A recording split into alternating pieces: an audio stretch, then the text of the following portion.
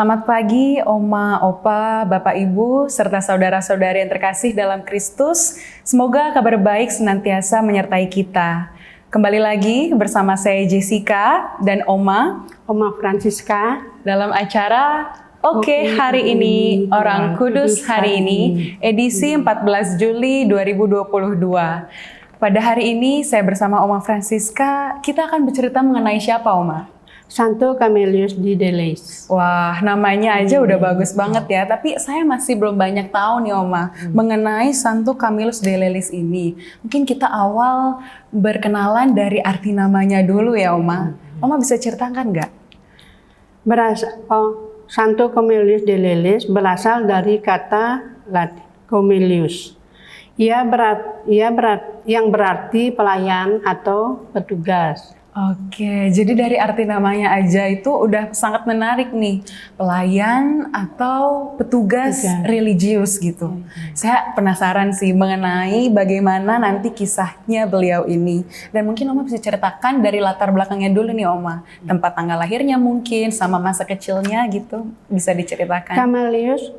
Camillus lahir di Italia Tengah pada tahun 1550.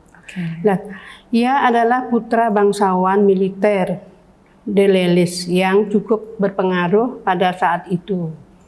Ayahnya adalah seorang berperangai kasar dan jarang berada di rumah. Ibunya yang bernama Camilla Compelli de Loreto meninggal saat ia berusia 12 tahun.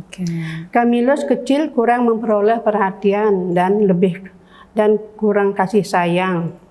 Ia tumbuh menjadi seorang anak yang kasar dan sangat nakal. Wah, ternyata pada masa kecil beliau diceritakan kurang perhatian dan kasih sayang ya, Oma ya, sehingga menjadikan dia sebagai anak yang kasar, lalu juga nakal begitu ya, sebagai anak kecil. Lalu pada saat remajanya nih, Oma, bagaimana sih beliau? Saat usia remaja, ia pernah menjadi tentara di Venesia. Tetapi ia kemudian dipecat karena tidak disiplin dan suka berjudi. Keluar dari militer, kebiasaannya berjudi semakin menjadi-jadi, sehingga ia jatuh miskin dan menjadi pengemis. Berarti pada saat dia kecil, lalu remaja, kita rasanya mendengar sosok yang bandel gitu ya, Oma ya, dalam tanda kutip gitu. Tapi saya penasaran ya, Oma, bagaimana peralihan dari beliau yang masa kecil dan remajanya demikian, kok bisa menjadi seorang kudus gitu? Oma mungkin bisa ceritakan mengenai panggilan awalnya itu bagaimana, Oma? Pada tahun 1574, ia menjadi seorang kuli bangunan di biara Fransiskan Kapusin di Manfredonia. Suasana biara yang tenang dan damai, serta lantunan doa para rahib Kapusin serupanya menyentuh jiwanya. Di biara tersebut, Camillus bertobat. Ia lalu melamar untuk menjadi seorang bruder di biara itu. Namun ia ditolak karena kesehatannya yang buruk. Tidak patah harang, Camillus kemudian pindah ke kota Roma untuk mencari pengobatan yang lebih baik untuk lukanya. Di sana ia bertemu dengan Santo Filipus Neri yang kemudian menjadi bapak pengakuannya. Setelah beberapa lama, Camillus diterima bekerja di rumah sakit San Giacomo sebagai seorang perawat. Ia ditugaskan untuk merawat orang-orang sakit yang tidak bisa terobati lagi. Kesabaran dan kepeduliannya kepada para pasien menaikkan prestasinya di kemudian hari dengan tidak diduga. Camillus diangkat menjadi direktur rumah sakit tersebut. Semangat pelayanan dan cinta kasihnya kepada para pasien sungguh besar. Ia kemudian berkeputusan untuk membaktikan dirinya lagi bagi pelayanan orang-orang sakit. Kelalaian dan ketidakpedulian para perawat Bahkan para imam terhadap kepentingan orang-orang sakit mendorong Camillus semakin menekunin pelayanannya. Baik, berarti memang dari peralihannya yang akhirnya ke biara, terus tertarik menjadi bruder, lalu terjun ke dunia kesehatan begitu ya Oma. Dan walaupun banyak istilahnya halangan, bagaimana beliau awalnya kesehatannya tidak baik, lalu ditolak, lalu akhirnya bisa menjadi perawat dan menjadi tahapan baru gitu dalam hidupnya. Lalu untuk menjadi seorang imam nih Oma, kan kita belum membahas itu ya. Jadi bagaimana sih kisahnya Oma? Atas nasihat Filipus Neri, Camillus memutuskan untuk menjadi imam. Untuk itu ia giat belajar dan kemudian ditabiskan menjadi imam pada tahun 1584 di Roma. Di tahun itu juga Camillus mendirikan sebuah tarekat religius baru yang disebut tarekat hamba orang-orang sakit, atau yang dikenal sebagai tarekat Camillian. Anggota tarekat ini mengabdikan diri pada pelayanan orang-orang sakit.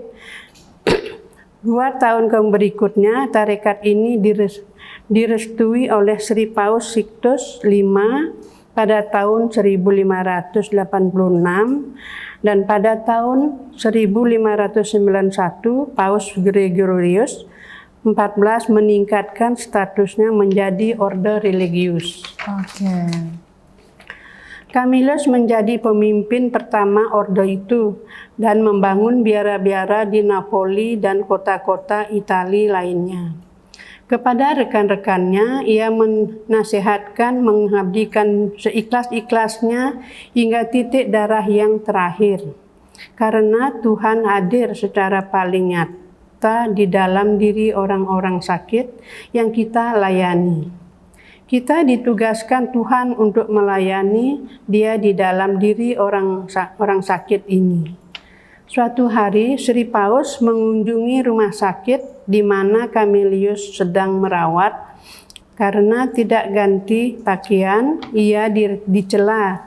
Namun ia menjawab, "Bila saya melayani Kristus, saya tidak usah ganti pakaian untuk menerima wakilnya." Wah, berarti kalau dari yang Oma ceritakan, pengalaman beliau pada akhirnya menjadi seorang imam ini, pada saat ia setelah menjadi perawat dan terjun di rumah sakit itu ya Oma, dan mendirikan tarekat juga gitu, khusus untuk hamba orang-orang sakit, dan sangat luar biasa. Lalu kita tahu orang dijadikan atau diberikan karunia sebagai seorang kudus itu apabila telah wafat dan kembali kepada Tuhan. Lalu Mbak bisa ceritakan mungkin kapan peristiwa itu terjadi dan apa sih mujizat gitu atau gelar kudus yang didapat oleh beliau?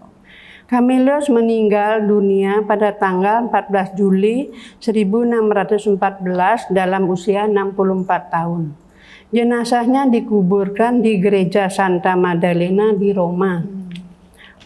Mujizatnya dan banyak mujizat dialami oleh orang-orang yang berdoa dengan perantaraannya. Camillus dinyatakan sebagai beato pada tahun 1742, digelari santo oleh Paus Benedictus XIV pada tahun 1746. Berarti memang sebelumnya menjadi santos, menjadi beato dulu ya Oma ya. Dan selang 4 tahun kemudian baru beliau dianugerahi atau diberi gelar sebagai seorang santo. Dan beliau juga diberi julukan sebagai pelindung ya Oma, pelindung bagi orang-orang sakit, karena kita tahu juga bahwa semasa hidupnya beliau banyak melayani di rumah sakit dan di bidang kesehatan ya Oma. Luar biasa, terima kasih Oma. Dan mungkin kalau bisa saya simpulkan mengenai Santo Camillus de Lelis ini, beliau adalah orang yang awalnya mungkin kita bisa bilang sama seperti kita, awalnya menjadi nakal, mungkin dengan bagaimana anak kecil lalu remaja melewati fase itu. Tetapi bedanya dengan kita, beliau ingin merubah diri dengan beralih pada saat beliau sudah ada di biara dan tertarik untuk menjadi bruder. Namun dengan halangan-halangan yang beliau hadapi, baik itu dari kesehatan yang tidak baik, lalu dengan hal-hal lain, tapi beliau tetap semangat dan pada akhirnya beliau menjadi seorang imam dan menjadi seorang uskup dan melayani dengan sepenuh hati. Walaupun beliau pada saat tadi Oma cerita banyak yang mencibir dengan mungkin gaya beliau yang itu-itu saja, tetapi dengan semangat yang tekun untuk menjadi pelayan Kristus, beliau tetap ambil itu sampai akhir hidupnya. Baiklah, sebelum kita menutup Oma acara kita pada pagi hari ini, mari kita berdoa. Dalam nama Bapa, Putra, dan Roh Kudus. Amin. Santo Camillus de Lelis, doakanlah kami. Kemuliaan kepada Bapa dan Putra dan Roh Kudus, seperti pada permulaan, sekarang, selalu, dan sepanjang segala abad. Amin. Dalam nama Bapa, Putra, dan Roh Kudus. Amin. Baik, Oma, Opa, Bapak, Ibu, serta saudara-saudara yang terkasih dalam Kristus, terima kasih banyak atas kebersamaan kita di acara Oke Hari Ini, Orang Kudus Hari Ini. Semoga bermanfaat bagi kita semua. Sampai jumpa di kesempatan berikutnya. Amin.